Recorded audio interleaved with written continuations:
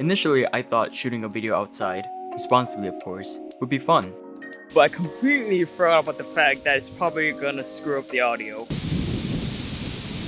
Well, it wasn't that bad considering it was 94 degrees outside, so I would have melted otherwise, or gotten a heat stroke. But this place is great because there's like nobody here for some reason, and it has a lot of green around, some blues, cool breeze, just poor audio.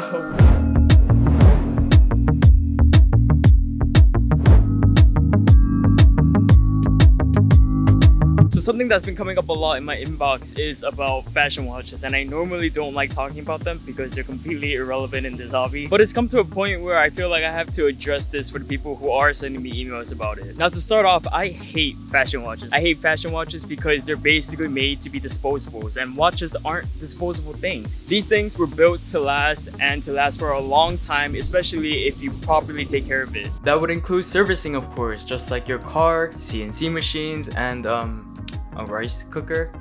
I'd have to look into that one. But the whole point is to take care of these little things that we like to call watches. But the thing with fashion watches is you don't really service those movements. Well, you can, but it's not really practical. I guess you could service a Wellington, but any watchmaker that takes a look at the movement to case size ratio is just gonna throw that thing in the trash. Not a one-to-one scale representation, but pretty damn close if I do say so myself. And so most of the emails that I get about fashion watches are repair requests or to fix whatever is wrong with them. And it's usually because it randomly dies or something falls off, whether it's the hand or the indices. Usually something like this, but here's a more accurate representation.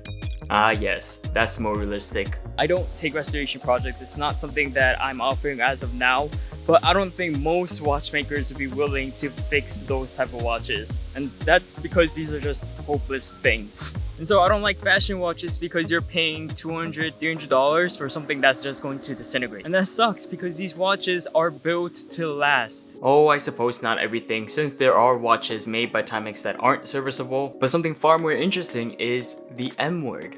Market brands are interesting because they need to compete in a market that's largely dominated by these big brands like Seiko. They need to attract the general public along with the enthusiasts because the sales made through enthusiasts alone is not nearly enough to keep the brand going. That's a bit lopsided. Thus, these micro brands have to offer features that'll attract both the enthusiasts, our sapphire crystals, good movements, etc., while putting it in a design that'll attract the general public. So here's one brand that does exactly that. These watches were sent to me from Vario to check out, and I wasn't paid, not sponsored to do any of this. I just figured that these fit the criteria really well. Horrible at speaking. Really well. So this first one is called the Eclipse, I think. And this is a hand-winding mechanical watch. And the other one is called the Empire, which is also a mechanical watch, except this one is the automatic version. Well, not really the automatic version. The Eclipse is offered in hand-wound or quartz in a 38mm 360 steel case with a 20mm lug width, 11mm height, domed sapphire crystal, and a clean sunburst style in a color that makes some enthusiasts go crazy for. For some reason, I guess they really like rosé or actual salmon. And the Empire in the automatic or hand-wound version, 38mm case, 20mm lug width, 11.5 tall, 46 lug to lug, AR coated flat sapphire crystal, and this tuxedo dial. Definitely less fishy than the salmon, but it would pair well with that rosé mentioned earlier. Vario is offering a watch with the features that us enthusiasts are looking for, sapphire crystal, hacking hand-winding movement, subtle details, and a case size that's actually appropriate for a dress watch that won't cause hard enthusiasts to angrily throw their fecal matter at them. All at the same time offering it in a design that's going to cater to the general public because they are, say with me, Bauhaus design. The Eclipse and Empire are sleek, fashionable watches that aren't built with the same crap build quality that is the embodiment of all fashion watches. Nothing's over the top, but these are just solid watches for under $350. Some could say it's boring, but that often goes hand in hand with being elegant and simple. For instance, the Rolex Submariner No Date, which shouldn't even be called the No Date, it should be called the Submariner. It's not the No Date. The original Submariner is the one without the date. The one with the date is called the Submariner Date. I just want to get that clear because there's so many people who thinks the Submariner is the one with the date when the no date one is actually called the Submariner End. Or period, I think. Now people like me forgo the date because we prefer the symmetrical and clean aesthetic of not having the date. It may be boring for some, but others go crazy over this type of look. I mean, look at Asian who goes absolutely crazy for his Explorer, and even myself with my Submariner.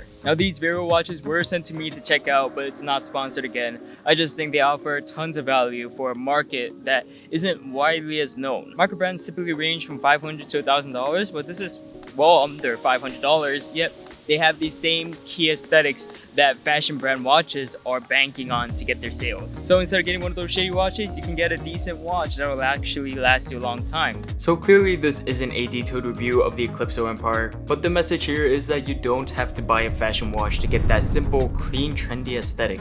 There are options with the similar look that are far better built for around or just a little higher in price, and if anything, it's worth paying slightly more since there will be a noticeable jump in quality. So the Eclipse and Empire are just two examples of watches that have design cues that the general public seem to look for these days, without leaving out any of the quality that should be expected at this price point. Now the only thing I don't like about these two watches is the crown.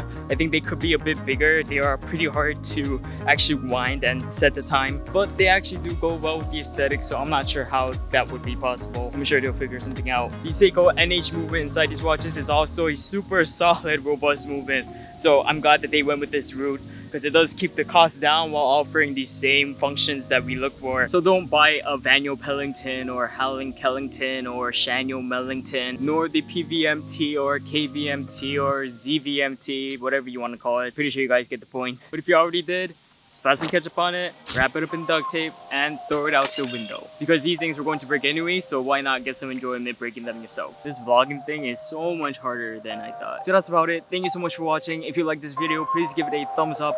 Consider subscribing if you haven't already, and I'll see you guys in the next video.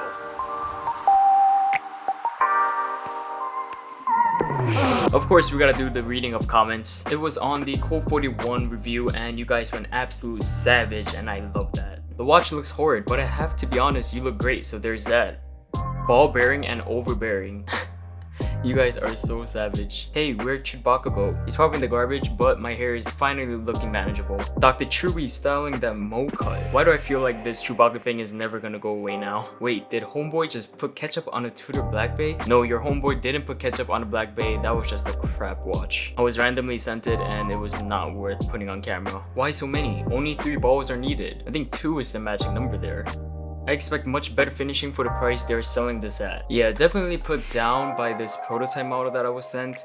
The finishing wasn't all that great for the price that they were asking. And I don't know about the quality of the production models, but since I was given a prototype, I hope that these companies know that the prototypes should be pretty good or make clear that there won't be these issues. I don't know, reviewing prototypes are always a tricky thing. I do not like this watch, but I do like your cat image.